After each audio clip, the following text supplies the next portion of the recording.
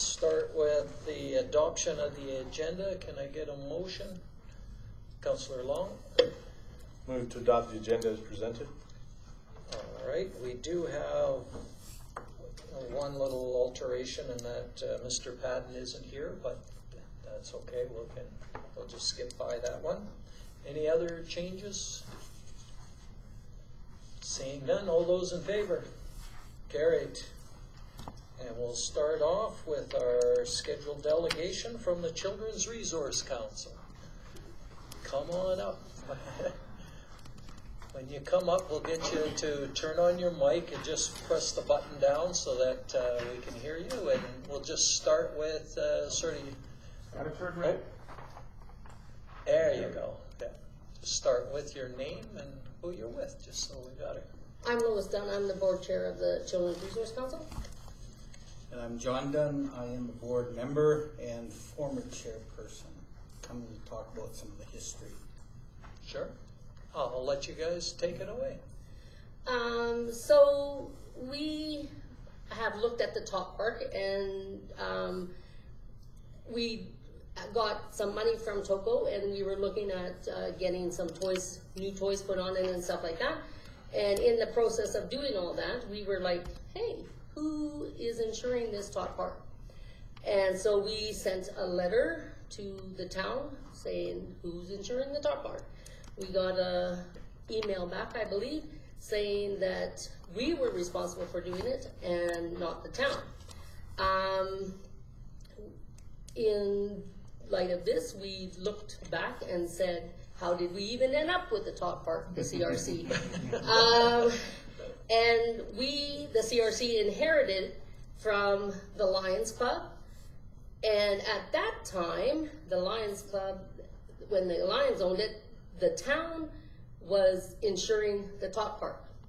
So we are wondering when this all changed and why we were not informed.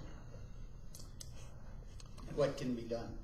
I guess that's the biggest thing, because John Broderick, Honorable John Broderick, was mayor, and during the time, and I know for a fact that the town did insure the Top Park.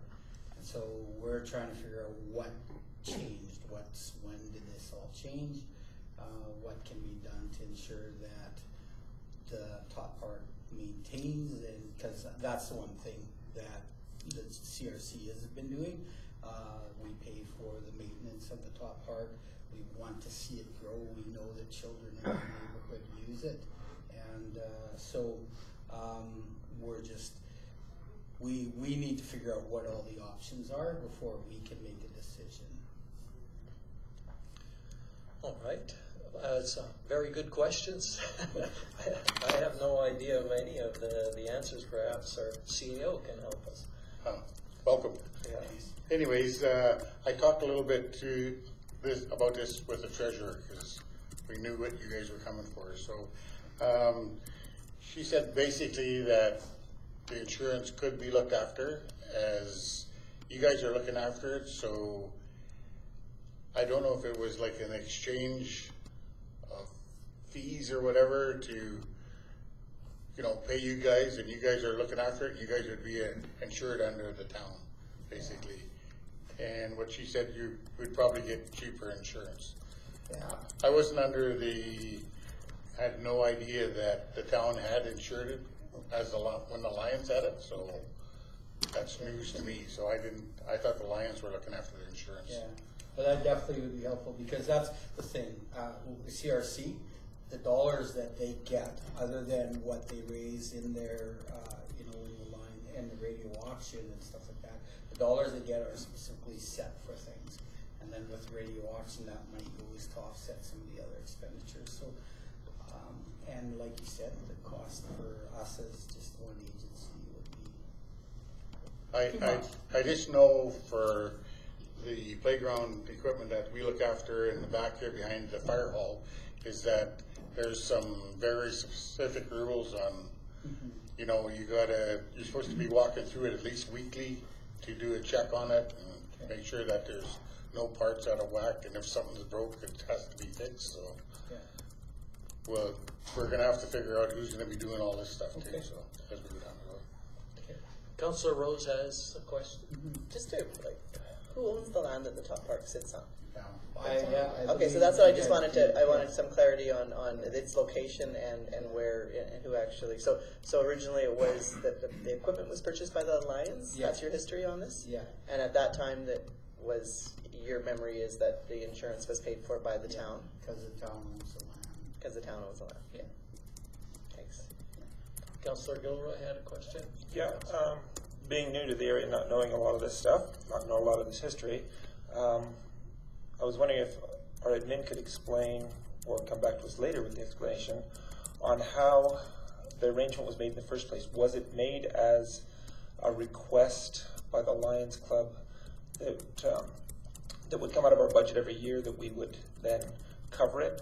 Because if so, that would make the idea would be that CRC would then put an application into the town for us to cover the insurance. So I'm just trying to figure out how it originally, the idea of it came about.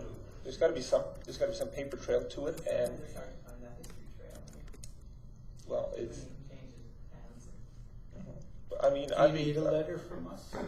No, how long ago did you That would have been take it probably over from the Alliance? 8-9 years. No, we've had it for 4 years. 4 years? Yeah, Oh. yeah. He asked when the CRC got. So then the town must have had it in the interim, because the Lions folded about 8 years ago. So somebody had it for that amount of time. They folded 8 years ago? Okay, then my number is wrong. Because as soon as you guys gave it, then Yeah. the CRC had it. So we've had it for 8 years if he is correct. Yeah. Okay, Councillor Long. How much money did Toko provide you with? $10,000. How much can be done with $10,000 for a new park? Yeah, we're finding that doesn't come to a whole lot. But since the CRC, our age range is 0 to 5 right now, we're looking at actually putting in kind of not bigger stuff, but smaller stuff. And if we do that, then we can kind of skip a few of Well, to That's meet, the- to meet standards, yeah. just to put a swing in was gonna cost us $26,000. Just What? for, just one swing No. set with the industrial. Yeah, what you guys are saying, the standards, you have to have it up to grade and stuff. So the swing we could have got for 12,000, but then it was gonna cost us to get it put in properly and to meet standards. Wasn't it $14,000 that they showed on the? I don't want to argue with you. We can come We back. with just numbers. had a board meeting yesterday and got informed that we were to come here. So we're a little not organized, but we should have brought our minutes. Yeah, but yeah, we do understand that it does cost a lot of money, and but we will meet the standard for whatever we put in there. It might be just one little bobbly toy for $10,000. Well, maybe we do want to put another swing set in there, but it won't be an industrial, like the big industrial one. It'll just meet safety standards, Canadian safety standards. Maybe with the contacts at High Prairie Elementary, because they just redid their whole park, and the contacts that we have here through the town and all the different companies that send us information and brochures, maybe we can find some way to get a better bang for your buck. Awesome. That would be great. Councillor Rose, another one? Yeah, just more history on the, I seem to be confused. I don't know if I didn't hear you guys right. Like, who's been paying the insurance then for the past 8 years? We're assuming the town was. Okay. So this is the first time that you, as far as you know, you brought it forward to us that, like, so your board hasn't been absorbing the cost of this No. insurance, so potentially we were either doing it or it hasn't been insured. Yes, correct. Okay. Do you, do you have any idea what the insurance costs to have that on the town as an extra rider? No. Okay. Councillor Long? Maybe we can find out if it's been just insured through us as it is right now, like maybe, It didn't sound like it when I talked to the treasurer. It's gonna be under all of our parks. Because if we But own that's the what I'm land, thinking. That's right, we own the land, we're responsible for the equipment on the land. So it may be still under one big policy on that, because we have other parks, so we need to, let's hope that. Yeah. Well, And- it would basically fall like the curling rink. We don't own the building, but, you know, it's on our land, so we don't insure it. Unless they're named as a second insurance under us, so. But in that case, they do carry the insurance, right? We know they carry insurance. Right? Oh, yeah. Yeah, right, so I think we're fine, if we have an agreement with somebody to carry the insurance, as long as they provide us information that they actually have the insurance. But if we don't know, like, if we don't have that agreement in place, then liability will likely be on us. Councillor Gilroy. I think probably before we go any further, we need to find out who's got insurance and who is paying for it. Have admin check that out, and then come back to us as well with if they can find an agreement, and if not, maybe we need to enter into an agreement so that everything is above board for our town to see. Any other questions? No?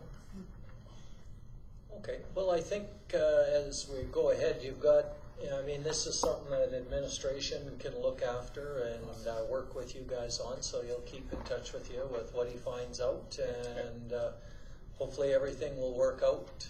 And if it doesn't and you need council support, you can come in and see us again. All right, thank you very much. Thanks so much for your time. Thank you. Good luck.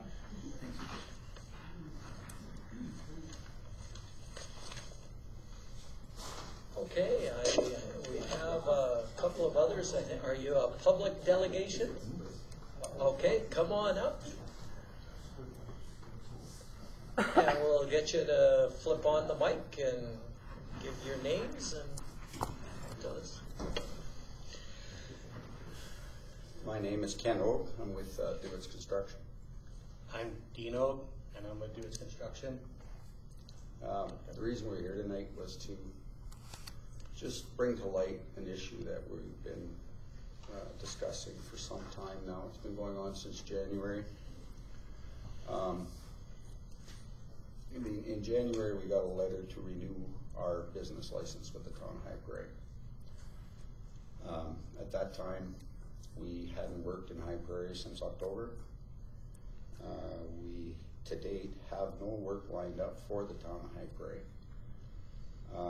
And because it's prorated, it costs the same whether we buy it in January or December of the year. We felt justified in saying that, okay, when we have work lined up, we'll come in and buy the business license. Shortly thereafter, we received a letter stating that we had not renewed it, and attached to it was a $250 fine. The court date to defend ourselves was set for May 27th of this year, which was yesterday. We've remanded it to June 3rd, pending some other discussions that we want to look at.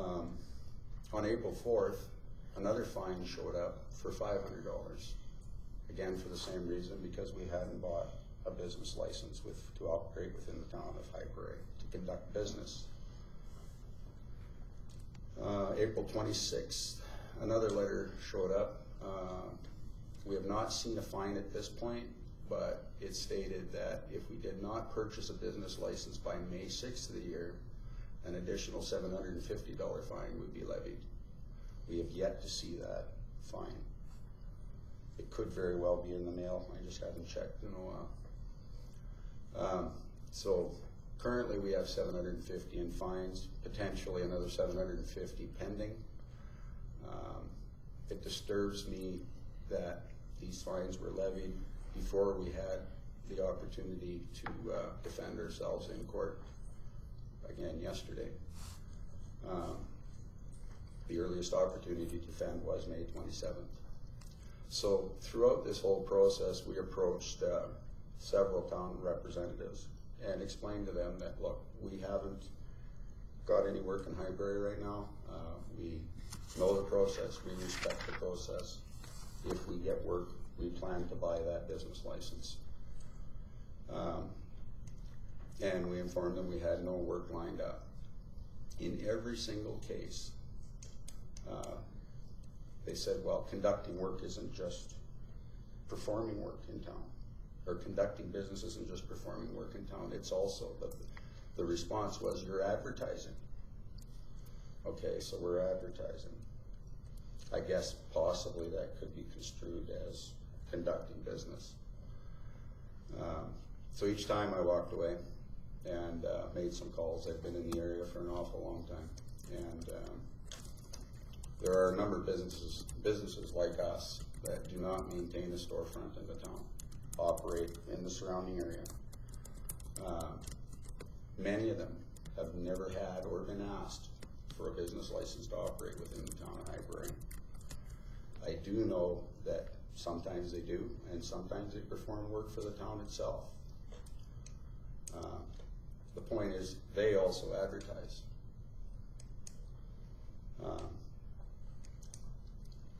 My partner here, Dean, was runner-up for Entrepreneur of the Year last year, due in large part to the fact that he's a firm believer in advertising. Last year we spent in the neighborhood of $6,000 in the town, both in the form of paying for signs and so on, and donations and fees to local sports organizations, charities, and nonprofit organizations, such as the Gordon Buchanan Center, the Rec Board, Girl Guides, Sportsman's Show, Skating Club, to name a few. Again, we're only here to state the facts at this point. We do not expect any answers tonight. We don't even know if anything can be done with our situation. We would appreciate that you review the interpretation of the bylaw and the spirit in which it was created. We also request guidance on how to proceed at this point in time. In one of the discussions, we were recently advised to go to court and fight it. We have every intent to do that. I'm hoping we don't have to push it to that far. And the statement was made that it's only 4 hours out of your life, which is absolutely correct. The only problem is that we're talking about 3 fines, and I asked at the courthouse if I could argue them all on the same day, and I can't. Hopefully this will all be resolved before then. But we want to let you know that if this continues, we plan to be heard on every forum that's available to us.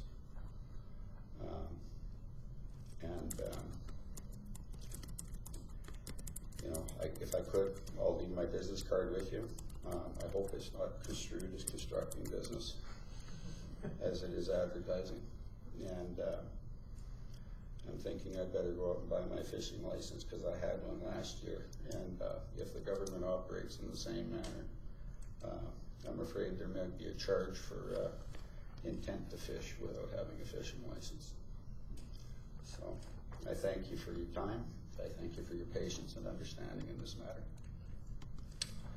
Well, thank you. Yeah, that's an interesting case, and like you say, I'm not familiar with the bylaws, and we'll have to, like you had asked for us, number one, for an review the interpretation of the bylaw and sort of next steps.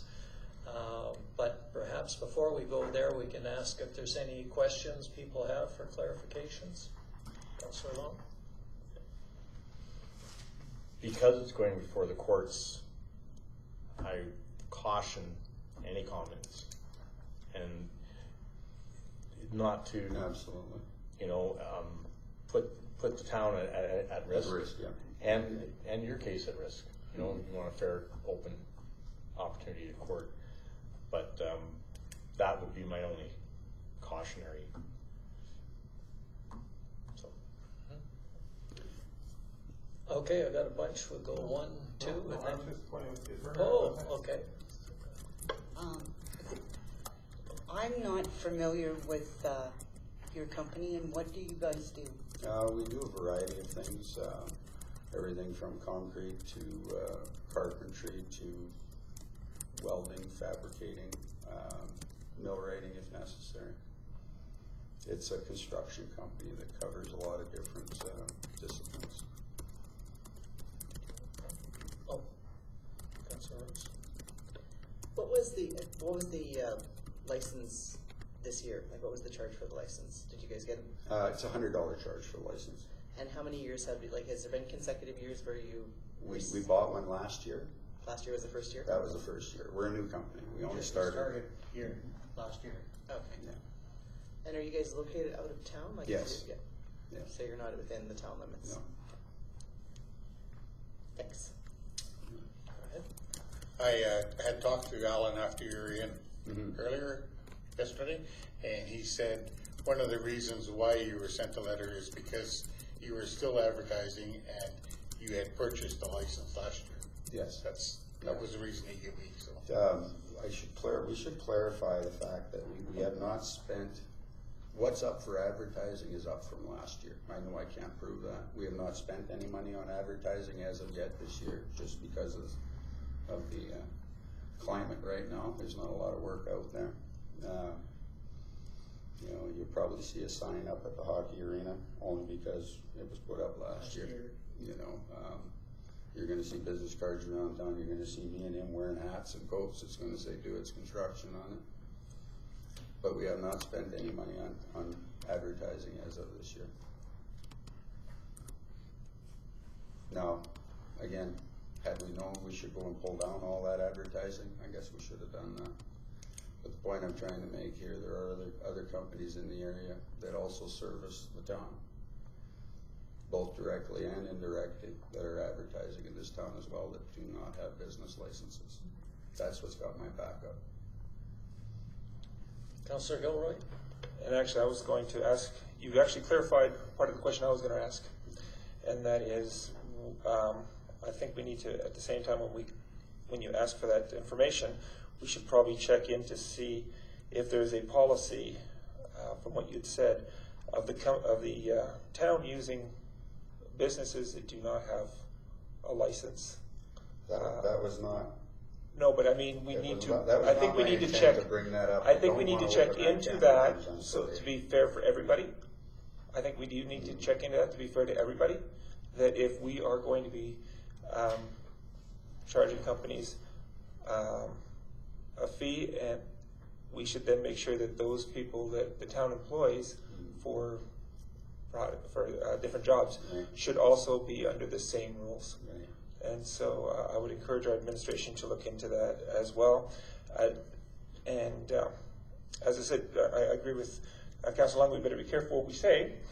But if there is a way to have any sort of reconciliation before the court date arrives, I don't know if that's possible. Councilor Long would know more than I would on this. Then I would like to see that happen between administration and you and our bylaw officer, if that's a possibility. I'd like to see some sort of reconciliation attempt to come up with some sort of amenable agreement. All right. In talking with our peace officers, I believe once in the fine and that the court date is set, they don't have the authority to pull the ticket at that time, so. You basically will have to go to court and plead your case. Yeah, I'm just curious as to how can you write another fine for the same offense before I've had an opportunity to plead.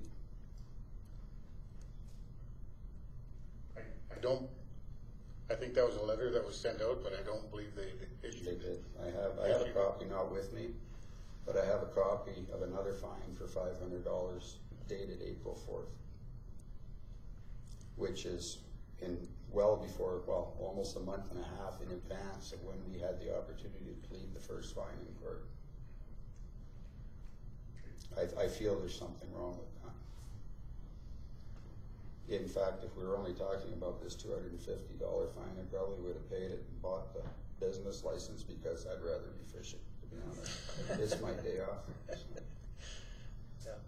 But once I saw that, and then saw that other letter stating another $750 could be coming our way by May 6th, I went, you know what, there's something wrong with this. I'm gonna bring it up. All right, any other questions? No? Oh, Councillor Danaka? Thank you for bringing this forward to our attention. At this point, I'm not sure where we stand, but I think the first thing to do is possibly look at what the bylaw is for our business licenses, because, I mean, I know we have one, I'm not sure exactly what the guts of it is and the interpretation, so I think maybe that's something we need to refresh ourselves with. But know that we would like to encourage business, and we're Yes, not no, trying I to understand. discourage that at all. So I mean, hopefully there is a Yeah. amicable No, and solution to. What's bothersome about this, and it really plays no merit on what we're discussing tonight, but I feel we're in trouble because we're advertising. Him and I fought about spending money on advertising. He insisted on it. And I went, you know what? It's the new way. That's how it is today. You know, so I let him do it to the tune of $6,000 last year. It's a lot of money for a small company that just started out. You know, just bothers me that now I'm getting bit, you know. I don't get bit often. All right, yeah, well, thank you very much for bringing that to our attention, and I guess it's, I mean, you got a court date in a week, I guess, and Yeah, then Monday, we'll so, yeah. work on it. For the first ticket. For the- I'm not sure what we're gonna do with the second and potentially the third. Hopefully that can all get worked out on next week there. All right. Thank you very much for coming in. Appreciate your patience. Have a great night. Thank you.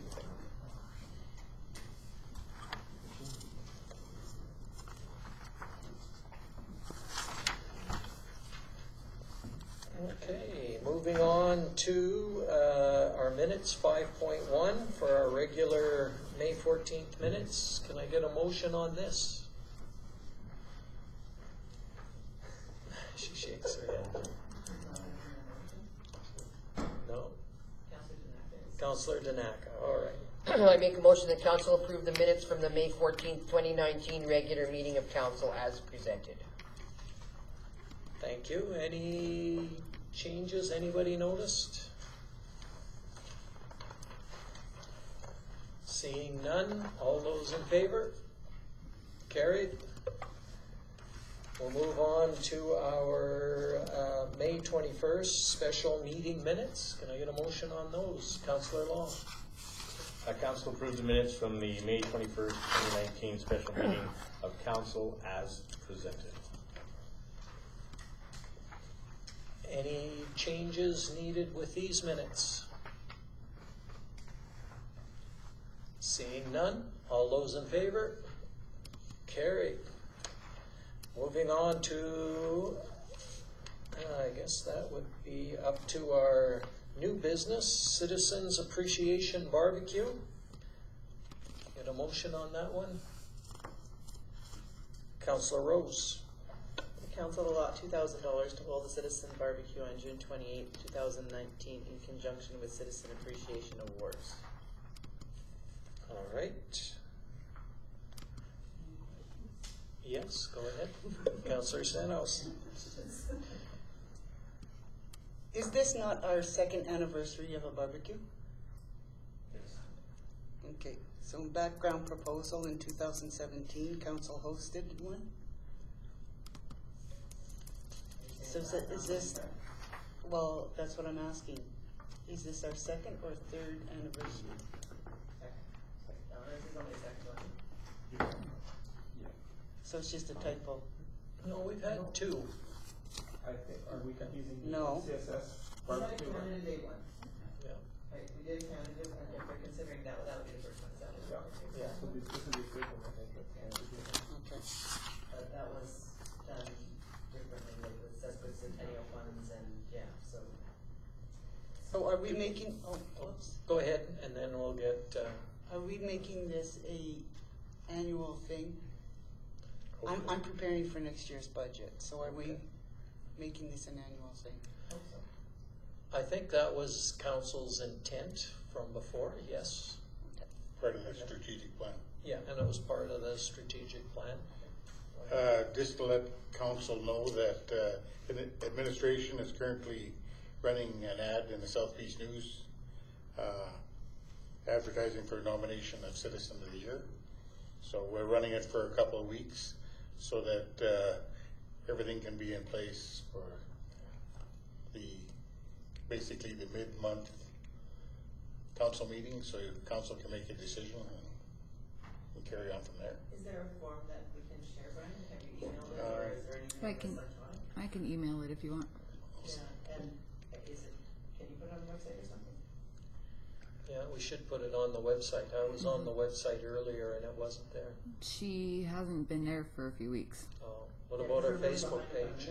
No, I haven't posted it there yet. It just started advertising Oh, okay. this week. Yeah, like if we can just give people a link, because if people come out of town or whatever that may want to, then you could provide that to them. Okay, any other? Okay. Go ahead. Debbie, did you inform FCSS of this? As I missed the meeting. Of this? Yeah, like, No, because I did not know of this. okay. I knew, I did talk to them about our seniors one, because we're doing one in seniors week. Oh, yeah, sorry, I'm So getting that's, this so that's confused, it. yeah. We have two of them, and that might be what you're thinking of. So they know about the seniors week one, and actually kind of worked out good, because we're gonna be the only seniors week event, because all the other ones got canceled. So that worked out nicely that we're gonna be able to do that, at least offer that one barbecue. The only challenge to this is we're gonna have two barbecues basically in the same month. They're kind of back to back. But unless we try to change that to a fall barbecue for our citizens, you know, in like a September long weekend instead of July 1st long weekend thing, but that's gonna be. Councillor Gilroy. Actually, I'm fine with keeping keeping this date, because in some sense, yes, the first one's a seniors one with FCSS. The second one is sort of like a end of school barbecue. So so it's sort of summer kickoff as well, since July 1st really is more of the beginning of it. So I think it's appropriate to look at it that way.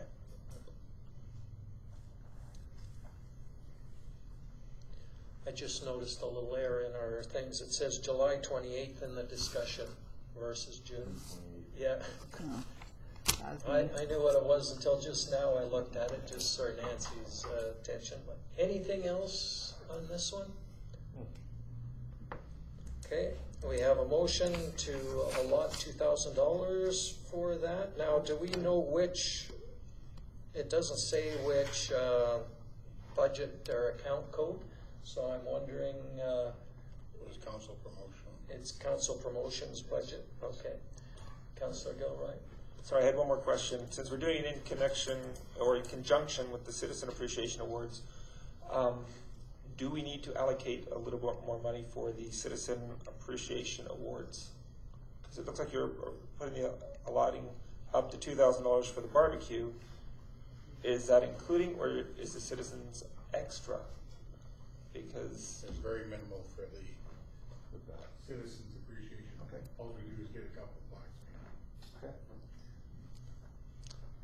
Can I ask a question? Just one about the citizen appreciation thing, because it's gonna come up really quickly, and if we don't have anything yet as far as a form, are we willing to accept just about anything? Like if people write in a letter, or if they email you, will that be accepted? Because we can provide that information too to people that ask. Because if we post something about the barbecue and the citizen appreciation, if they start asking, then as long as that will be acceptable, then it's not. It's up to you guys. We do have the policy with the application attached to it.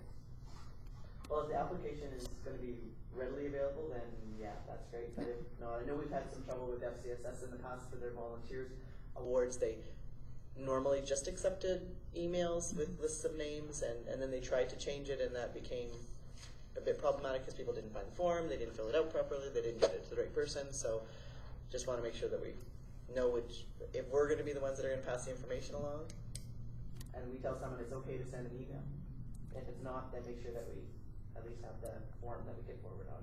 I- put it on all the different websites we attach ourselves to. So how Yeah, would we like I to guess do that's that? your guys' call, how you want that done. The application has questions for them, so who you're picking, who's nominating, what have these people done in our community, and then a write-up about them.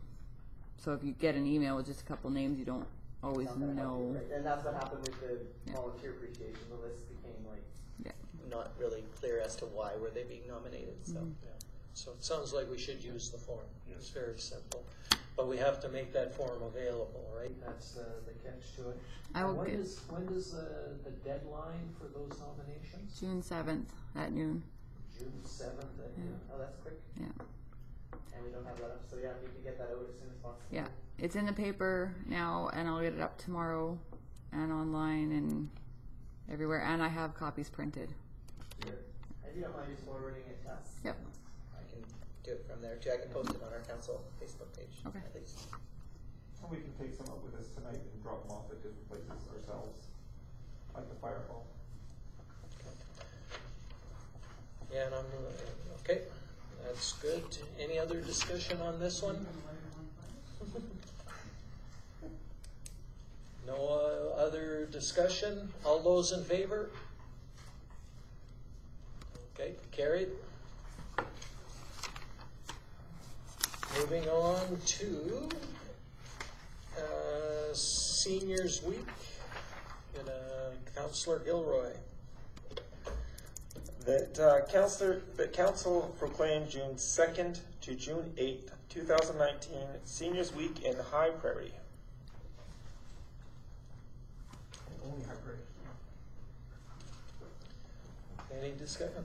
Go ahead. Just to let council know that my staff are looking at hosting the barbecue for the seniors, and we come up with, on the new pavement just on the west side of the town office here, we'll block part of it off from the seniors drop-in center, put some tables and chairs and that out there, and that's where we'll host. If the fire chief will let us his barbecue. I already booked it. We're Oh, good. you do that already. So it's not in J.C. Park, it's No. in the parking lot? Yeah. Okay. You build a bonfire, roast beer. What day is it again?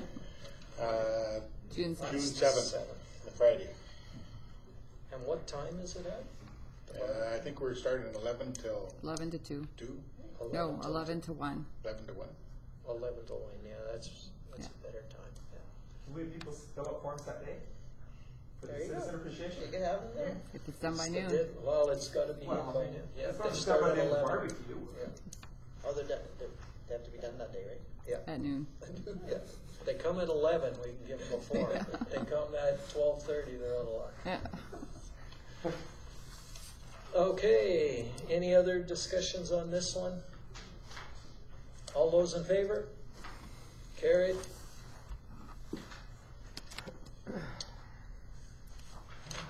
School community planning. Councillor Stenhouse.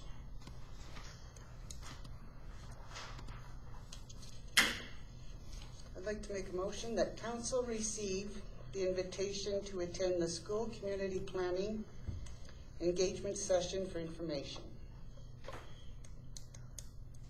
Okay, Councillor Gilroy.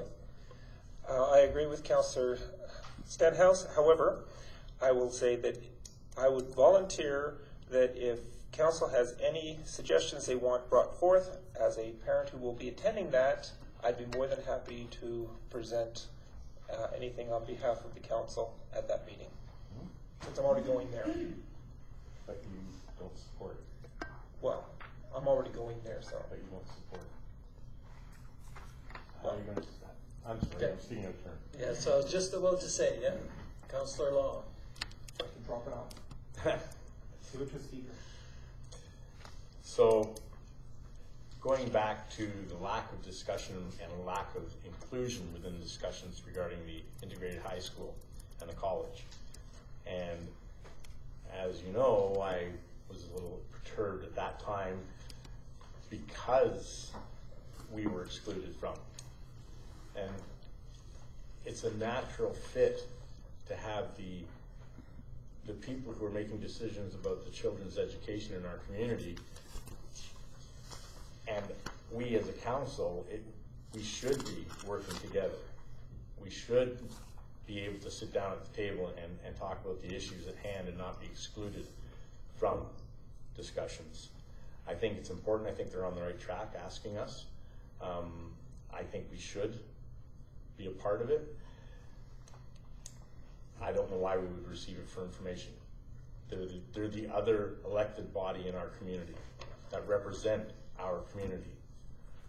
And so for us to be able to work together in conjunction with them to build a better joint use agreement plan, all of those types of things would be much better served if we were officially involved in a partnership with them. Yeah. That's all I got. Okay, Councillor Rose, and then you had your hand up, so you'll be next. Yeah, and I just want to echo the comments that Councillor Long made. I do think that we're so closely related, and that's the one area that we really don't connect with as well as we should. We've had 1 or 2 meetings with the school board. I think with recreation, we sit down with the joint use agreement, and it's always a bit of a history lesson almost, because we don't have enough meetings when we do discuss the joint use agreement. There's new teachers, new principals, and we have to sort of rehash things because that's our only meeting annually, and it's still only 2 council or 1 councillor or the mayor or whoever that can attend that. I think that their ask is something that we should be open-armed with and be willing to accept and send. They're only asking for 1 person to attend their session. I think it would be unfortunate to miss the opportunity. Councillor Stenhouse. Okay, so my reasoning for information is they're looking for a broader community, parents, community members, business owners, government agencies, and what they're looking for is how to make their schools more welcoming. They're not building a school, they're not changing anything, they're just looking for ideas to plan. I just can't, I feel that if you feel that passionate about it, if you're a parent or concerned about it, that you should go on your own, that you shouldn't be paid an honorarium from the taxpayers to attend this. That's my reasoning for the information.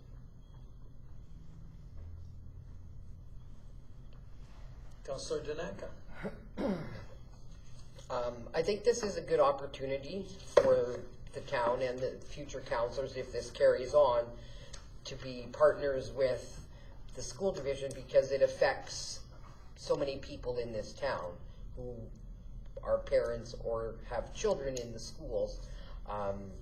It's doesn't necessarily go into great detail, inviting members of council to be part of the school community, how to make your schools more welcoming, smooth transition, and how to develop our students socially and emotionally. I don't know. I think it's something that we should seriously take a look at, and it might be one of those ones that, you know, we attend that one meeting and it's maybe the fit isn't there in terms of what they're looking at, but I think it's something we should look into.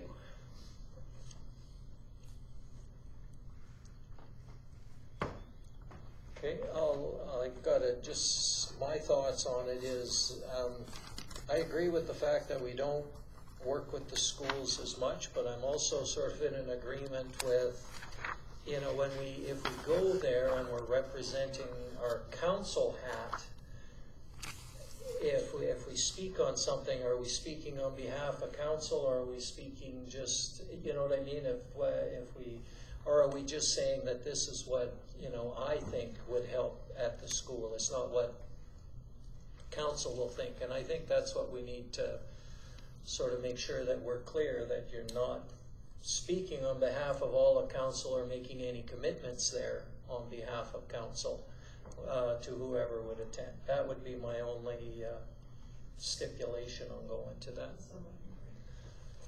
Okay, you, and then you. Okay. I think that, you know, we've got parents, right, and potentially other community members that have jobs that maybe maybe part of this, maybe invites, I think having more than one person at the table, I think their letter asking for a council representative to be part of, based on this one statement here. One of the priorities set by the High Prairie School Division Board of Trustees is to involve broader community, parents, community members, business owners, and government agencies in decision about educational matters. I think that's sort of the statement that we should listen to as a council, to be part of as a councillor, potentially to go and listen and hear what they're saying. If any other members of this council have another interest in going, like Councillor Gilroy as a parent, then he can be, he has probably the freedom to talk as a parent differently than as a councillor, right? Councillor Gilroy? To explain my original reasoning is, Principal Corliss has asked me multiple times to go, so I am going. But looking at the time frame, if we were to give any suggestions on behalf of the council, we've really not had any time to discuss what our views would be. And so to me, with a lack of preparation time, that's why I suggest if there were any suggestions from this council, I would go. But we can go as individuals and bring back, listen just like anybody else, because everyone's treated equally there according to Principal Corliss. So, for example, I could go and take notes, come back and explain it to council, and we don't necessarily have to be there as council, because I tend to believe if we're there as a council, we better have something important to say, bring to the table, and not just be there because they want the council to have a representative there. I think we need to actually have something to say if we're going to come to the table, and we haven't really had that much time to think about it. Councillor Long? Again, we had a bit of a hiccup with the school district. They are making an approach for us to be involved in discussions on how we can make a better educational system for our kids. We go to Watershed and we vote. We go to the history, or the museum, the library, we vote. Chamber of Commerce, we voted. So it's not setting a precedence. We've always done that. We've always gone and acted on the best interests of our town. I think that this isn't going to create any earth-shattering changes to the educational system, but some insight in how we can make it better, how we can make our relationship better with the board. And if we go, we should be able to participate and be involved and actively listen, bring back the information to council. If there's something earth-shattering that we absolutely have to make a decision to say no to or yes to, that'll be given to us. But the information coming to council is the most important thing. Right now we have no information coming to council. And that's a big chunk of tax dollars going out from our community to education. So why wouldn't we be there representing our town? It makes perfect sense to me. But it won't be easy, I'm sure. Okay. Any other comments on that? We've sort of gone around. We have one person as a councillor has offered to go there, and it would be no charge to our ratepayers because he's going, and bring back a report. Would that be suffice it to do that, or would we want to? Because that might cover both issues or cover all of the concerns. I see Councillor Long wants to speak. There's a motion. Sorry. There's a motion on the floor to receive for information. Yeah. So before we go further into the discussion, we should either accept it or defeat the motion, and then come forward with a different idea. Okay. Or pass the motion and forget it. Or pass the motion and forget it. Yeah. You gotta keep both options open there. No, I'm just wondering, because it would sort of lead to what we might want to do with the vote, and that was part of the discussion, is why I brought it up now. If we're in agreement that maybe this should be, if Councillor Gilroy would attend, he could, and he was prepared to wear his councillor hat and report back to us, but also speak as a parent, then that's fine. From my perspective, I think that would be a good solution. So that would, and he's also there and he knows he can indicate that he'd be reporting to council on our behalf. If part of the concern is the cost involved, I know that, I can't say it this way, but we could defeat this motion, appoint me to go, and I will not take the honorarium, therefore there's no cost to the town, because I'm already going. And I know it's my freedom to say yes or no, but still the idea is there. Okay, so here and here. I'll ask around on this. I have been scolded many times for not putting pay requisitions, time requisitions, and that it devalues what we're doing. But this is a motion from council to send somebody there to talk to and with our partners in the community as elected officials, the board. So if you were to do this, then next year or the next meeting or the next 4 years down the road, they'll say, no, we never got paid for this because. And I don't want it to be seen as... It will be seen as being a paid one, but it would be my personal choice whether I put in a requisition for the money or not. That's what I'm trying to say. That I can do. Okay. That you can live with? I can live with that one. Good. Councillor Stenhouse. Okay, so my intent was not just to appoint someone. Like, I want to encourage everyone to go. But I want you to go because you personally have a passion for this and want to learn about, see what's going on here, not as going as council. Okay, so we've got any other comments before we vote? We have, Just one more comment to what Judy shared.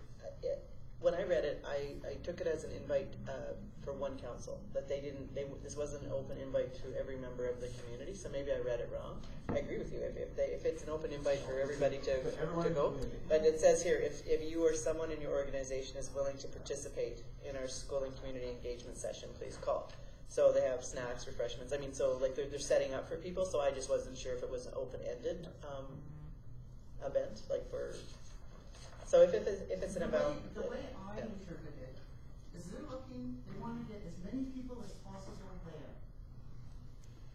But when you're talking about like naming who's going to go, I didn't want just one person named, Councilor Glover. I want everyone, like if you have a passion and you truly believe in this, go. Okay. Any other comments on this? We have the motion to receive for information. All of those in favor? Because I said the first time, so I have to focus. Okay. Opposed? Okay, that's defeated. Can we get another motion? Sure. Councillor Long. You have a passion for it. 2 terms as a school board trustee. That council approve a member of council to attend the school community planning engagement session at EW Pratt on June 6, 2019 at 6 p.m. All right, should we specify which councillor? I think we already have a volunteer who's willing to, and has a vested interest. His kids are in school. So why don't we identify him so there's no confusion? Is that all right in your motion? And that because they will be contacted. Council approve Councillor Gilroy to attend the school community planning engagement session at EW Pratt June 6, 2019 at 6 p.m. Perfect, yeah, I like that idea in 2 ways. One, council is saying, yes, we think this is important and we're attending and we're going to listen, but we also, and with Councillor Gilroy's generosity isn't going to charge, so it's not going to cost anything, and we still get the information. I think that's a great win-win. Connections to all these schools, so. Yeah. Okay. Any other discussions on this one? All those in favor? Carried.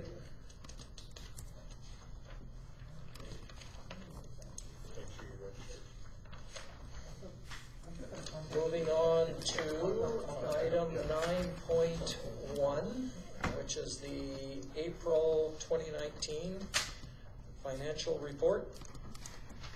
It was sent to us via email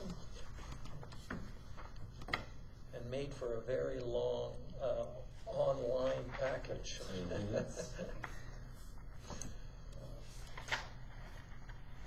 Any, go ahead. Council received the financial report for April 2019 as presented for information. Okay. Go ahead. And talking with the treasurer, if anybody had any questions, she'll be back to work tomorrow, so you can contact her, ask the questions on the report. We can just ask you to. He knows everything. Okay, nobody has questions at this point? Forward them on. All right, all those in favor? Carried. Okay, Councillor Gilroy. The council approved the 2018 audited financial statement as presented. I do have a question about it though.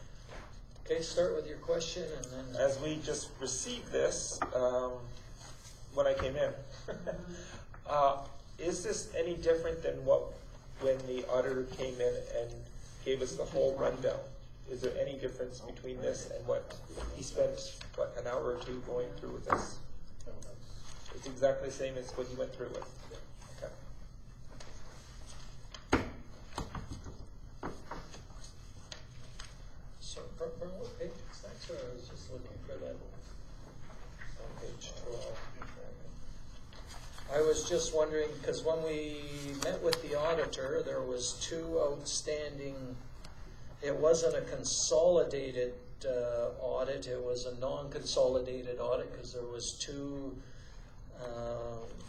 portions of the town recreation and the library. Yeah, and those have now been completed, and this is includes all of those.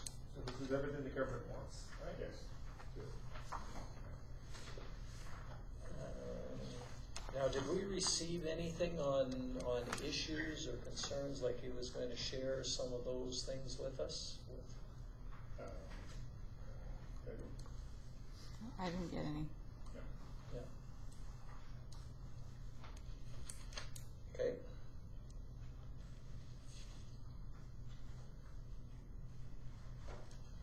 And is there a rush on approving this, Brian? I'm just sitting here because we literally just received this 10 minutes before, so we haven't had time to review it or to come up with any legitimate questions, right?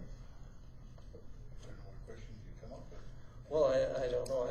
I'd like to see where we're sitting based with the library and how that one sort of came out, and but that was the only, and the rec department and how that all got sorted. But that was what I was sort of wondering about. How did that come out, and what did we find from the library audit? Was it anything that was of value to do again, or was it a waste of money? Those are some of the questions that I had.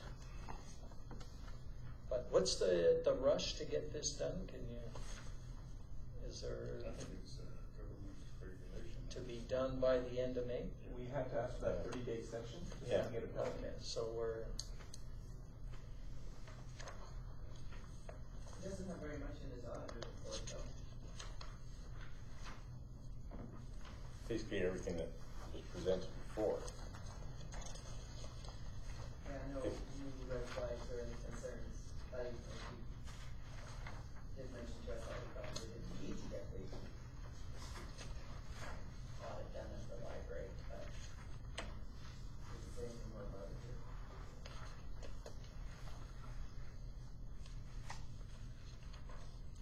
okay, any other questions or concerns on this? Well, I mean, we don't have any choice is what I'm hearing really is on this thing. There's no, we have to approve it.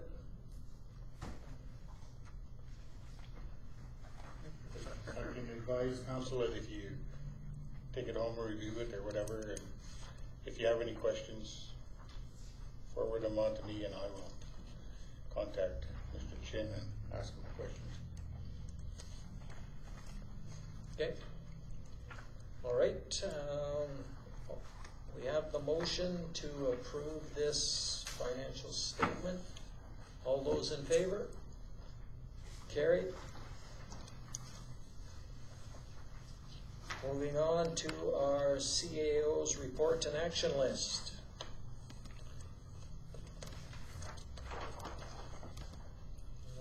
I'll make a motion that we receive our CAO Brian Martinson's report and action list for information.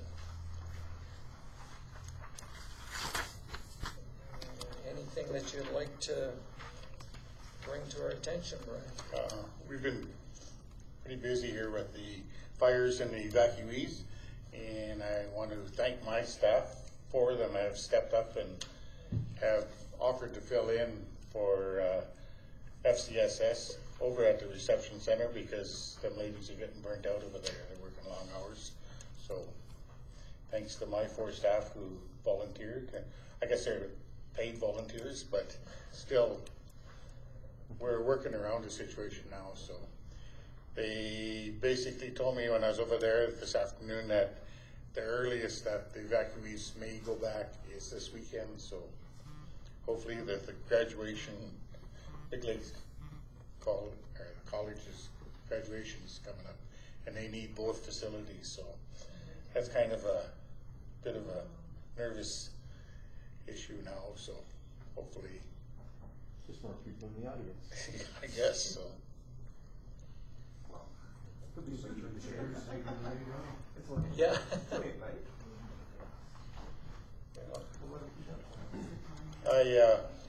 I met with the Golden Age Club, and they were under the impression that Big Lakes County was pulling the funding for the town bus because they have their own bus.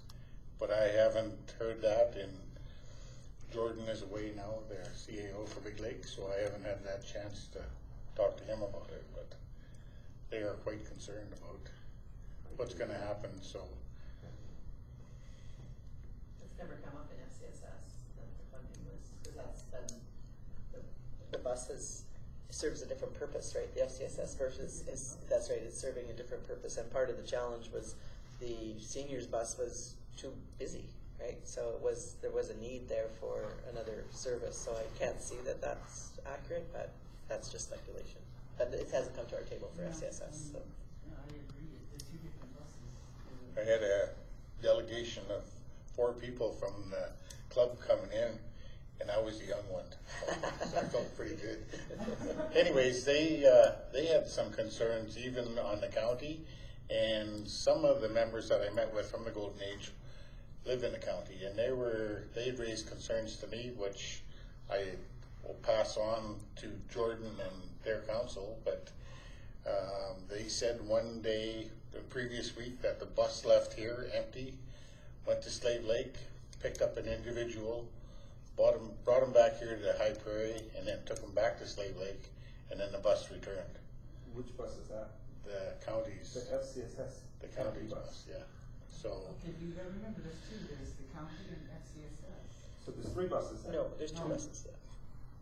So The county just purchased a bus. Yeah, but what And bus went? Like, that's the county bus that went. The FCSS bus, yeah. But Slave Lake is on their schedule.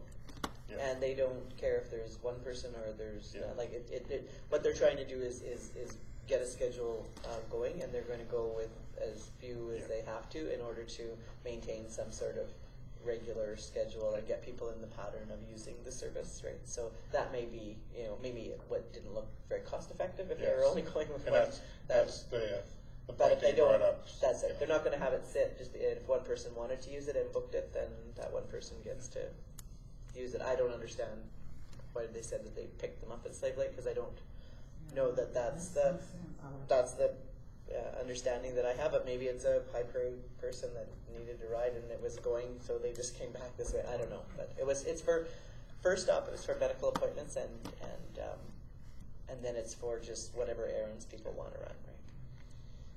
Right. I believe they're going to attend Big Lakes County as a delegation and talk to them about it, get some answers. So.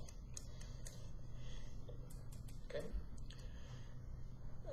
Can you speak a little, you had a meeting on broadband. I'm just wondering what's happened with that, because I haven't heard anything more for a long time. Basically, we're on hold with the new government and the funding in that's looking at. So, and I guess the committee's it was administration part that had met, and we're very nervous with the new government and the cuts that the new government's making, and if the funding in that are going to be available to us. So, and I still believe the county still have to meet with a couple of our Indigenous communities up north to see if they're going to be on board yet too. So. We had set aside some money for marketing and promotion. What's happening with that? That's closed now, eh? That we sent out a request for proposals, and that's closed now, I believe. And that'll be going back to the next meeting, and it'll be discussed there, and then pick somebody to. Oh, okay. So that's. I believe basically the councillors have been left out of the meetings, but when we go back, that'll be the decision of the councillors to at that meeting to pick one. Okay. It was very good working with the county because they basically helped us put together the request for proposal, and Jennifer from Magna Engineering also was a big help. So. And can you had mentioned Norbert Raphael regarding the Esso lot. Can you got anything more on that? Basically what he said, what other municipalities are doing is increasing the taxes on these people. And I asked him, I said, what about if they walk from that property if the taxes get too high? And he said, basically because it is contaminated, they can't walk from it. The government will hold them to the ownership of it. So, but you had something. He was under the impression Esso was going to remove 2 to 3 feet. Oh, they had talked about that because Councillor Courtley had mentioned that his brother was contracted. Okay. So what they're looking at is taking the cement net out of there. That's what they're getting prices on right now, and removing the top 3 feet of the clay and putting topsoil back down. So. But it's not a remediation. No, it's That's not. Like no, remediation is going down the 20, 30 feet or whatever it is, and taking the contaminants out. That's what I was thinking. I was wondering if there was some thinking that was going to be a remediation, but yeah, okay. So they're going to do that. They're getting pricing again. Okay. So why was he under the impression that they wanted to do that? I think he said this was the second or third time that they've taken out pricing, and he looked like they were going to go ahead and do something this time. Okay, that just from my perspective, I'm just thinking, why would they spend a little bit of money, then come back with the remediation and spend more and just sort of waste what they've done, unless they're just thinking, okay, we're just going to put some topsoil on, and maybe then they'll stop bugging us because that's good enough, right? That's what I'm wondering if what they're thinking. I don't know, I can't answer. Yeah, no, I was just, that's why I was asking. Councillor Gilroy? Probably just a little cosmetic surgery on it, because half the time all they're hearing is, we don't like the ugliness of it, so we're probably just going to make it a little parkish, that we were talking about, just to cover it for now, but we won't let them off on that. I would, since you did mention that the councillors are not right now going to be privy to too much of the broadband process, next time you meet with them, could you find out for the council if they're still gonna even consider the mini project that we'd set aside?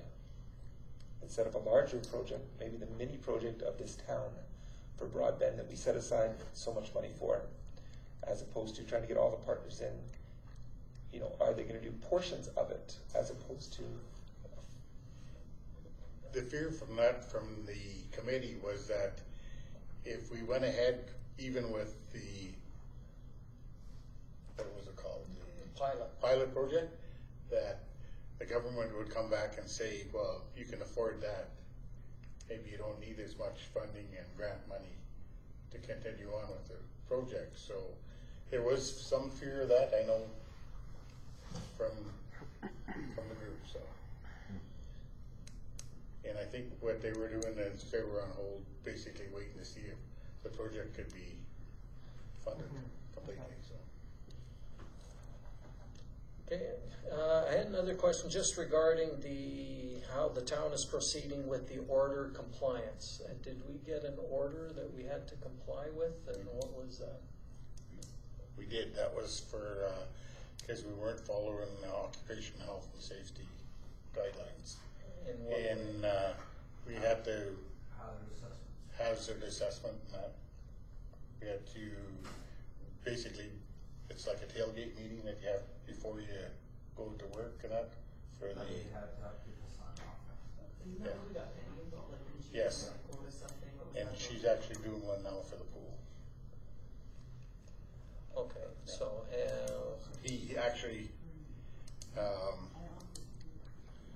got a meeting with Steve tomorrow. okay, so we haven't heard of how they think we're doing now? No, he'll look at it, he'll review our records. We've been basically following now for probably a month and a half. So, The way he wants them done. yeah. So was that just that new standards came in? Is that what happened? Like new standards came in? Is that why we ended up getting that quote? Like why did we end up involving Penny in the first place? That was before, that was something to do with, originally with pool, before the recreation come over. And then this is carried forward from. So Penny did like what she quoted us that she was going to update, wasn't it updating procedure manuals? Occupational health safety, yeah. Yeah, it's our procedure manual. Yeah. And that was because of the pool that we got that first quote from her? Because of. I thought it was New Alan. laws that come in. Right, it was new laws, okay. Because it was Alan that brought that forward, wasn't it? Yes. And he said that he wanted us to look at using a new procedure kind of thing, and we chose not to. I can't quite remember what happened. No, it was the core thing. Yeah. Right, you didn't wanna go for it. Yeah. Right, you got it. Right, okay. We do too many things, We've I'm been- confused. We've been filling them out diligently though at the public workshop every morning, so.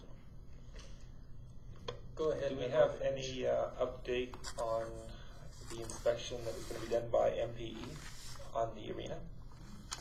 Or sorry, the sports complex? They haven't got back to me yet. They did the inspection though. They have done it. Yes. Including the testing? Our council didn't actually want it? You know, for molds and that? I don't think they found any mold up there. Okay, I'm just looking at your action list here, and then we're gonna write congratulatory letters to our premier and our new MLA, but it doesn't say that they were, oh, it does say complete, I couldn't read that on mine. When I look now in the right light, I can see it. That was why I was wondering why it wasn't done, but, I got like 6 pairs of these, I'll own it. yeah. Sorry, and then the other one I had was just wondering how we were making out with local intel's investment assistant, if we've gotten any information from them on how we're doing. Okay, so yeah. Our summer student is looking in on it right now, so I'm just waiting to hear back from her. And how are we doing with our website development? I have an email to show you guys. We've got the first design if you guys want to see it. Okay. So, and if you're all good or have ideas, then let me know and we can still tweak it. Well, but it's yeah, we nice. sort of wanted to roll this out as part of that new website, like this new Yep. portion of it, so we should get that going so that they know to add it in. Yep. That's why. It's already coming.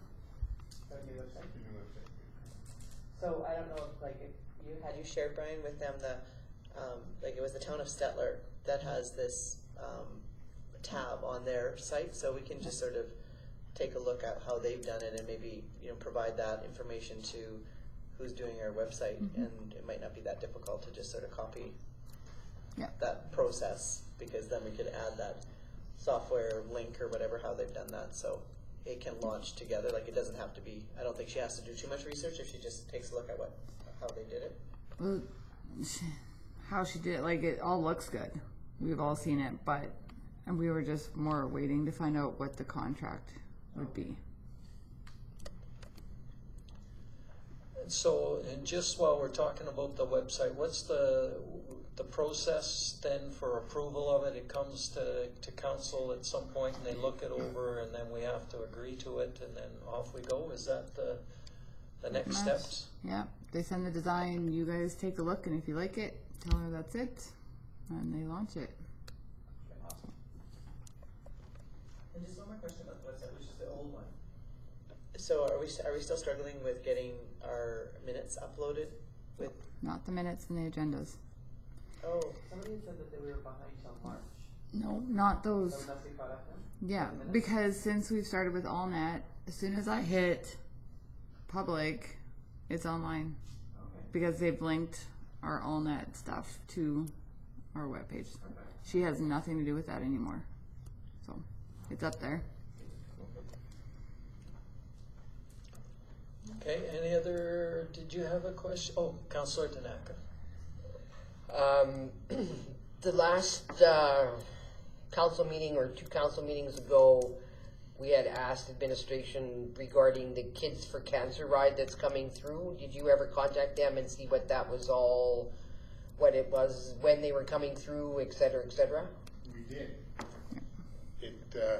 I think in talking with the lady that you talked to, she said that it'd be very hard to have like a meet and greet because the process was, or the line of bikes that were coming through is so long, like, like how do you set a time? But the last time I talked to her, she was excited that council wanted to do something, and I think she said somewhere between 2 and 3 is when the majority are coming through. Could do something. So if you guys have any ideas, she said let her know. I'll let her know as soon as possible so she can kind of plan for it. What was that date again? June 11th.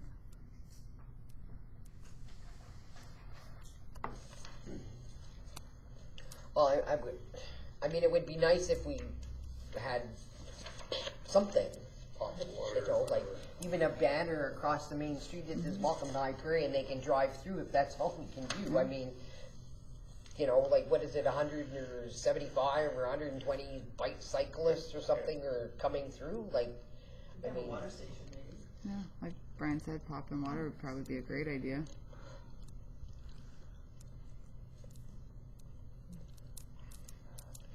Yeah, we don't have much time if we want to do it. We sort of have to decide what we want to do tonight. That's a good point, yeah. Councillor Stenhouse?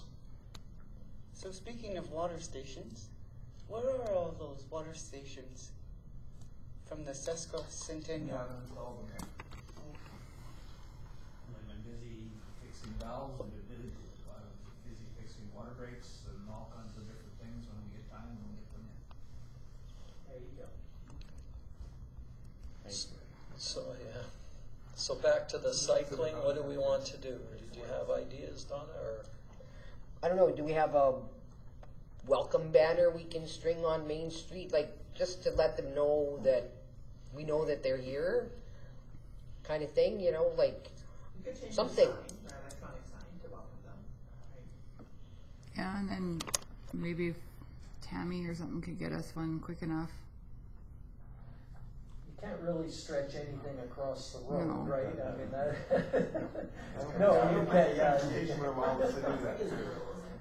you can't do that, but I mean, to put something off to the side or. Something on the SOLA. on the Esso lot or in front of Actually, have a ours, sign coming into town. or something just to say welcome, but do we want to do more than just a welcome sign, or do we want to meet with them or set something up? I wasn't sure what you were thinking. Well, I'm not really sure based on what, Martinson said. It's kind of hard because they're coming in at different times, but, I mean, you don't want to just have them come through and nothing to acknowledge that they're passing through.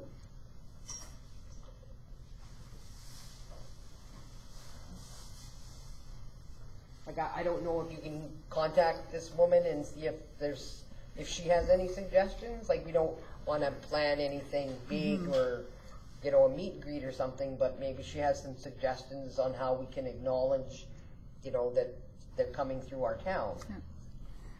I can check on that tomorrow and see if she agrees with maybe the pop and water station and you guys around. If it's going to be the majority comes in between 2 and 3, at least you guys can plan something. Some refill their water bottles here. Are they not overnighting here? Yes. I thought they were overnighting here. Okay, they are. Yeah. So it's not handy with the Dixie cups. That's the thing. If they get here really early and they don't want to hang around for a meet and greet, they probably want to go to the hotel and shower and do all of those things, right? So, I guess see what if they make see what she comes up with. Yeah. And we have to watch the timing for you guys because it's council meeting. So it has to be early enough for you guys to be able to do something. Okay, and just the one last thing then is the dog handler position. We have that as one of the agenda items to set up a meeting. You guys got my email update on that it's looking promising according to superintendent there. So should we be still setting up a meeting or do we want to wait? Okay.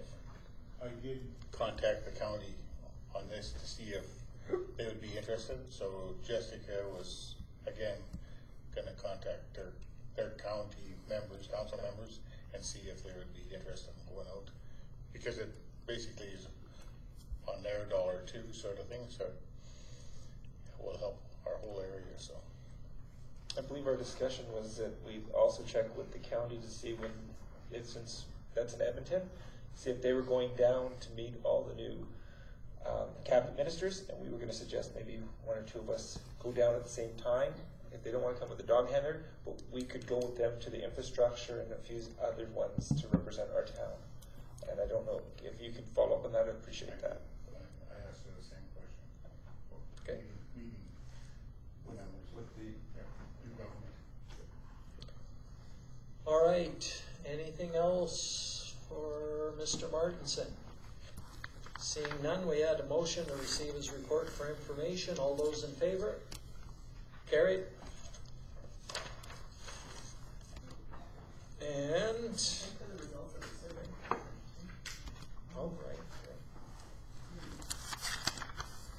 okay, we're moving on then to our verbal and written reports. We might as well push through because we're close to the end, right? We're all right with that, or do you want to take a break? Okay, we'll push through. Okay. Councillor Danaka.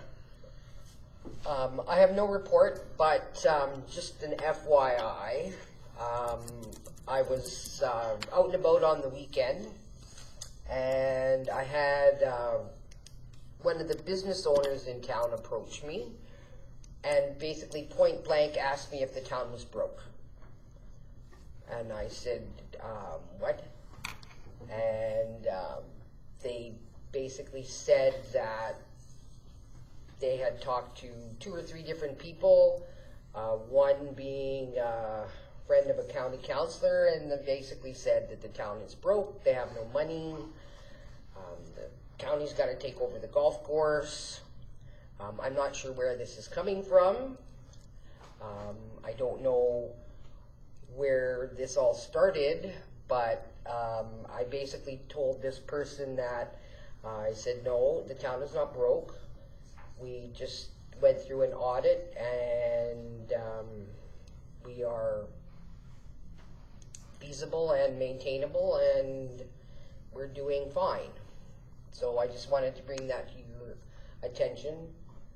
I don't know if anybody else has heard that, but I found it a little disconcerting to say the least. I just wanted to bring that to your attention, that somewhere out there is a rumor that the town is broke. And I move my non-verbal report for information. Non-verbal. A non-verbal report? I didn't have a report. Okay, all those in favor for a non-verbal report? I'd call it verbal, but I kind of call it that. Well, moving on. Okay. Councillor Gilroy. A couple things of note. June 20th will be a very busy day. June 20th in the afternoon from about 1 o'clock on will be the annual general meeting for the Lesser Slave Lake Watershed. And that's going to be up at the Boreal Center, which is north of Slave Lake. And I'll have a poster for you soon. And then in the evening, they have the AGM, or the annual general meeting, for the Chamber of Commerce the same day. So those are two committees that I'm on that have chosen the same day to have their annual general meetings. As well, to let you know, I will be bringing forth RFD, Michael? An RFD, because I was approached by a Dr. Von Hooligan's Circus. Apparently they've been here before. They have an opening at the end of August, half price. They will do 2 shows if we want to do it. So it'll and the price for either the Friday the 23rd or Sunday the 25th would be only $2,500 as opposed to $5,000. So I will be bringing that up to as an RFD for council to look at as part of the a way to bring people into our town. And one last comment that goes with a little bit with Councillor Danaka's is I too have been hearing some disconcerting news that we have, and I would really encourage those people who are listening. We need the silent majority to override the vocal minority, because there's so many negative things being said, and quite often they are not even true, that when people mention our town, it doesn't matter whether we've rebranded or not, we have a black mark on us. And we need to have people talk positively about it and get the truth, because there's a lot of good things happening in this town. And so unless the silent majority starts speaking up, it's going to be tougher for us in the future to get all these things happening we want to see, and the truth to get out there. So I move my verbal report for information. Any questions? Seeing none, all those in favor? Carried. Councillor Long? No written report, and just a brief update. I stopped in at the Buchanan Center and talked to the volunteers and talked to the staff as well. And again, a big thank you to all of the staff that stepped up and said, we'll help out. It's at 96, I believe, registrants, and I've heard nothing but good things coming from those people who've been assisted. The one thing I would like to say is that they do need volunteers desperately, and the other side to that is a shout out to the folks at the food bank. They've been there since the beginning, helping out. And Kim's right on top of it. I'm really pleased with that. The food bank needs our help. And it's servicing members of our society that we may not know, or we may know. Most of us are a paycheck away from having to use that facility. And so to hear that the funds aren't there, the donations aren't there, and the volunteers aren't there, is disheartening, because we're a better town than that. And I know that the business community is hit hard with requests for donations, and the door-to-door for fundraisers is hard on everybody, and the economy is having a tough time. But now more than ever, the food bank needs the help of this community. Otherwise, it won't be there, and we'll have nobody to blame but ourselves. And when people are out there going hungry, when kids are going hungry, then we have nobody to blame but ourselves. So I really encourage everybody to give a hand and help out where they can, and help support the food bank. This is their last month. They're struggling, so let's help them.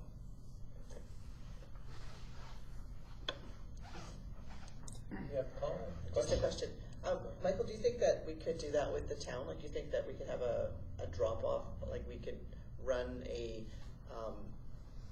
food bank drive through the town, like with the website, with the electric sign, and with people coming in to pay bills and all the time? Like, if we had a box here, could we not help support them?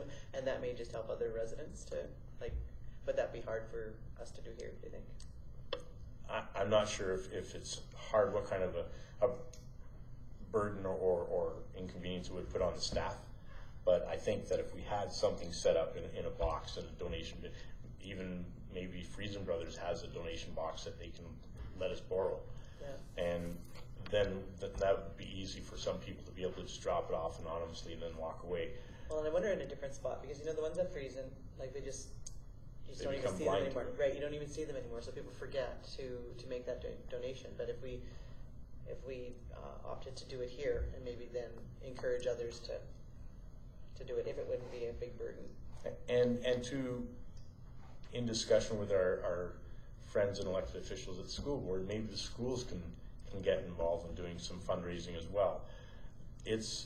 They're in dire straits, and we're not going to. I think it's just awareness. You know what I mean? Like, I think people just forget that they should, and no one's knocking on your door. And like you say, besides seeing that one at IGA, I don't know that I've seen really much on social media or in the newspaper that says, give to the food bank. It's been in the paper. In the newspaper? Yeah, absolutely. Well, I can't say that I read the newspaper too closely. So sure. Yeah. So, Councillor Gilroy? Just kind of curious. Do you know how their fundraiser went for their the tribute band? I thought that was already done. It's still coming. Yeah. What's the date of it, Michael? So that. The date is June 1st. June 1st. And last year was a good success. It was a lot of fun. It was a great band, and for those who like that loud music, and it was a lot of fun.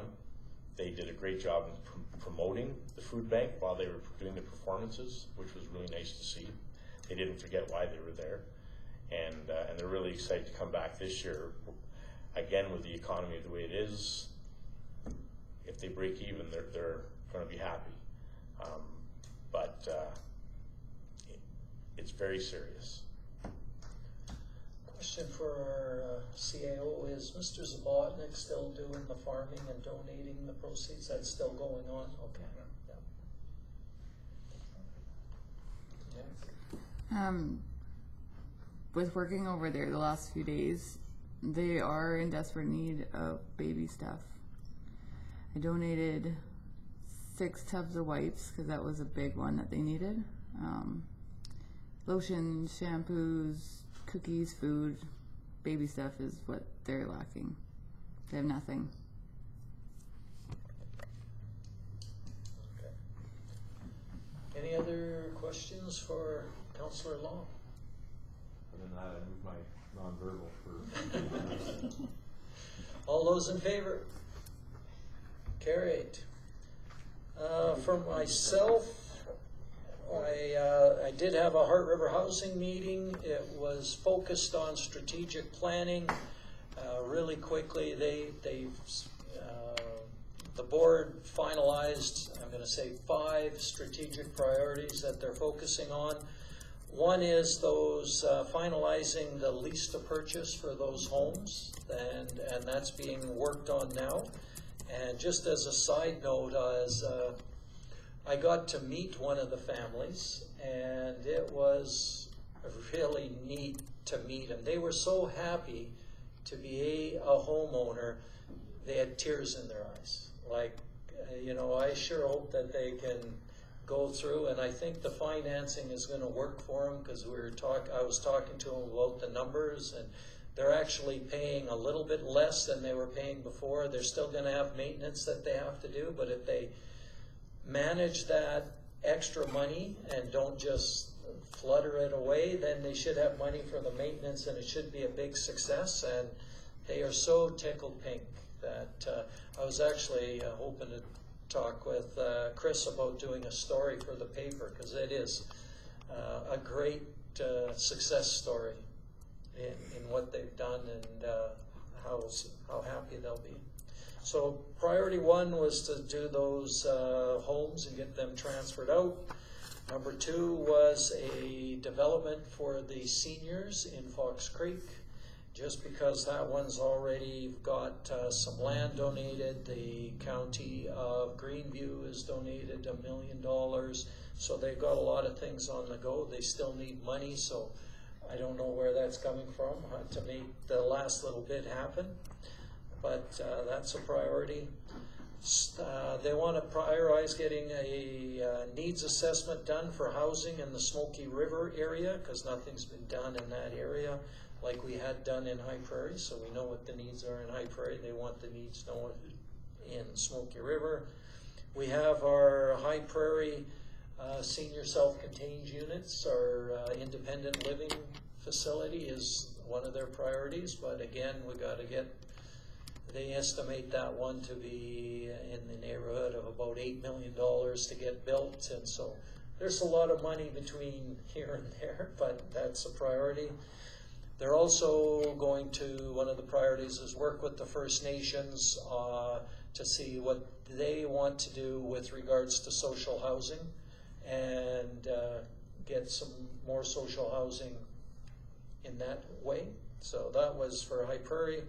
And also to look at getting more health services for seniors in the lodges, moving into perhaps into a level 3 care where the gap is, but there's lots of issues, and they're going to, the priority or the plan is to start looking into that. We've never given the administration, the approval to go there. Now they've got the approval to start exploring that, see what it would take, what it would bring us. So that's where they're at with that one.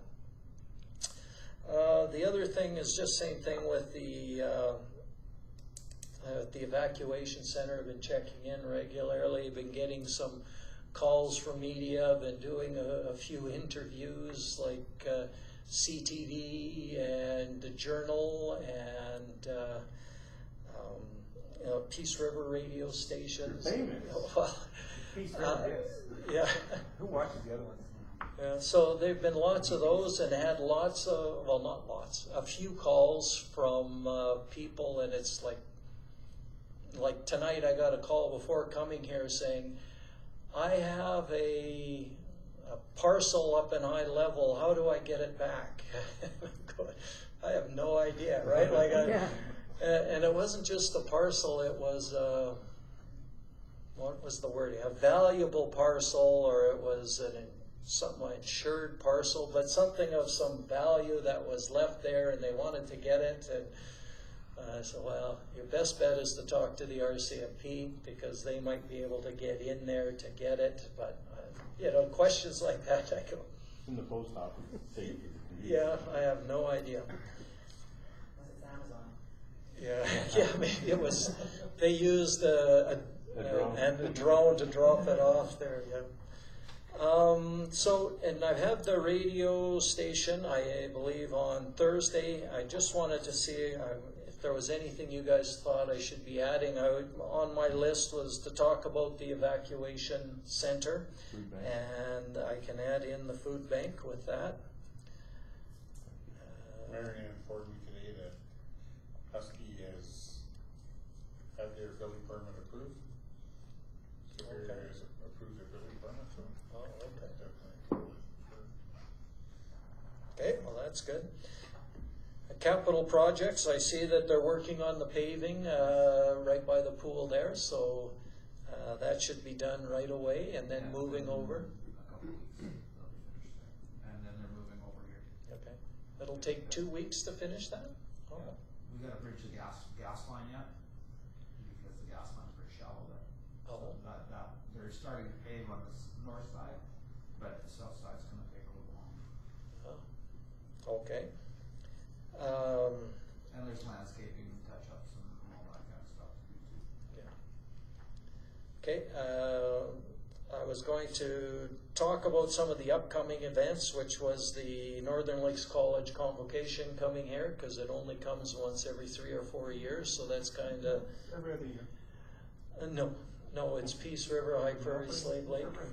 Yeah, and sometimes it doesn't always come here. We got Seniors Week coming up, and we got the barbecue. Was going to talk about the Citizens Appreciation Award and get your nominations in for June 7th. And I'll talk about June 11th, the Ride for Cancer coming through High Prairie. So if you see them, treat them well. Anything else that we should be bringing up or coming up that I should mention? I just wanna mention our other, did you say that, our other barbecue? I haven't mentioned that one, but I could probably do that one closer to. Yeah, it's just. Or you can just mention the fact that Citizens Appreciation will be done at the barbecue, but we need to. Yeah, we could do that, yeah. Just a quick word. Yeah. Close with, not the candle mayor. Yeah. Okay, We seem that's to have okay. lots of people last time, I don't know if we really need to lunch too much, people seem to come for free food. Okay.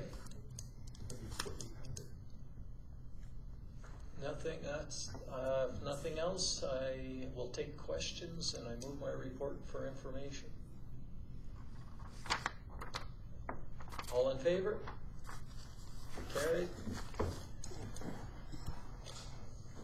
Councillor Rose. I have no report. In the last 2 weeks, I didn't attend any other meetings besides council meetings. But just two things I'll mention. One, just about the new doctor that is in town. I shared the information or the welcome that AHS provided us, and we put that on Facebook. I saw Donna had shared that as well. It seemed to be well received in the community. And one thing just for us to kind of keep in mind as we make financial decisions, and one of the biggest attractions for this doctor coming here was our pool. Just so you know, it was, I was involved in the tour for the two doctors that came, and he was the one that was chosen. But both of them were drawn by the recreation facilities. They were impressed by the size of our town and our recreation facilities. They did like the walking trails as well, and then one of them this one has a boy that was interested maybe in the skate park as well. But the pool was the biggest draw, so I just wanted us to keep in mind that what we've done in recreation and what we've done in town facilities does attract people, and we need to keep on doing that, whether it's light posts and the flowers. I mean, making our town look attractive and appealing for people. Otherwise, we are going to struggle to maintain the level of citizenship that we want. And other than that, I spent a long time answering Facebook messages for evacuees and dealing with just texts and phone calls. I think everybody was sort of lost at first with this whole evacuation thing, and it was nice to see the communication kind of come together, and all of a sudden everybody was housed nicely, and we were seeing positive responses. But at first, the council Facebook page, Nancy, did you get much for the town page? Because I got bombarded there on the council Facebook page. For with all these- messages? For messages, yeah. Not really. Okay. Luckily. There might have been some like mix up there where people find it if they find one or they don't know, so we may have to figure out. I mean, I was able to answer them and direct them all to Nicole, but it's. I got more of the phone call end. You got more phone call end. Anyway, good job on all. We seem to have kept everybody housed and happy, so. That's it. Question, Councillor Gilroy. More of a comment. I'd like to thank Councillor Rose. She was my only source of FCSS information. I did not get any emails or texts of anything other than phoning you to get the information. So thank you for keeping me updated, and looking at your Facebook page said a lot too. Councillor Stenhouse. Okay, so I'm a little confused about why you were getting bombarded with questions when we have FCSS and that other committee. Sorry, that, like, why were they contacting you and not FCSS? I don't really know. I had People don't 25, know. 26 people contact me. Yeah, like I think people just reach out to who they know, right? Like contact me through Slave Lake was like with the mayor of Slave Lake and other, council or other requests on Slave Lake was just, and I think you were talking to them as well, like, and I think I provided some phone numbers for Nicole, and Nicole was new. I think in the past the director of FCSS was Louise Myers, and more people maybe knew her and maybe even had her contact information. So we have a brand new director of FCSS, and so this crisis sort of hit, and not everybody maybe knew how to get a hold of her. So when they were panicked, they just reach out to whoever. So I mean, they reach, and if it's after hours, they can't get anybody at the town office, right? So, and then it was just evacuees. Like what I was saying about that's why I was asking Nancy was the council Facebook page. I mean, I'm anonymous there. Like I mean, I look after it, but nobody knows that. Like I mean, if you're from high level and you're reaching out, they have no idea that they're reaching out to a counselor.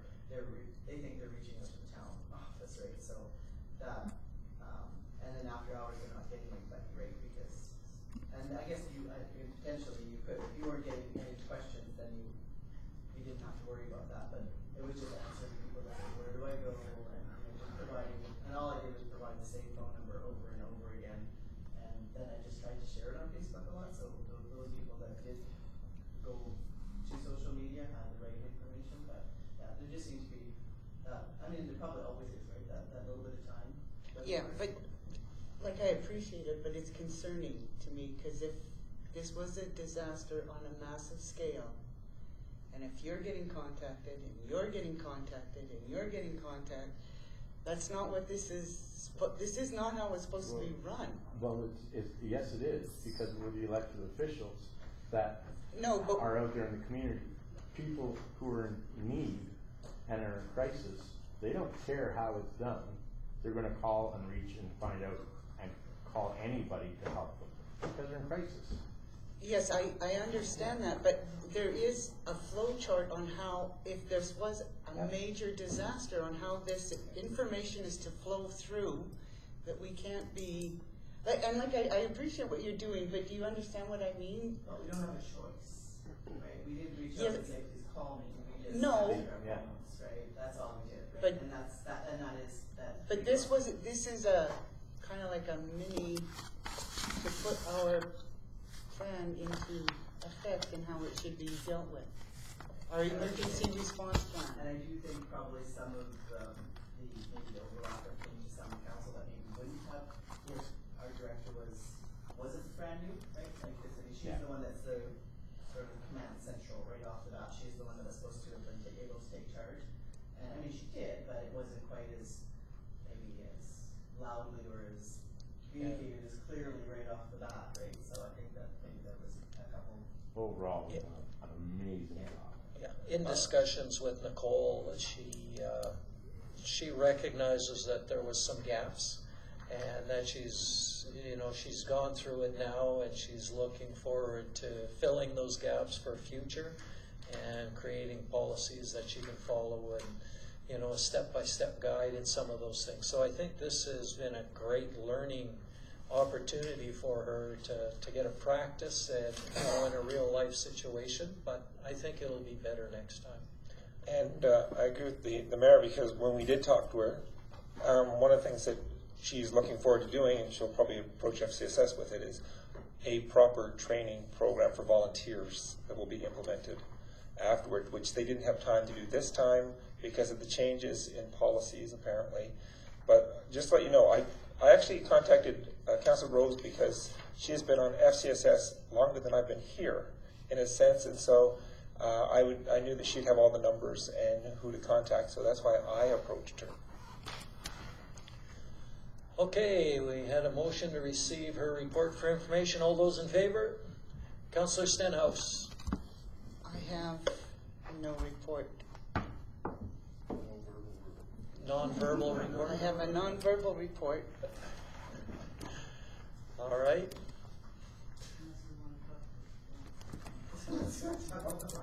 Yeah. Okay. I think that's it then, right? Meeting adjourned.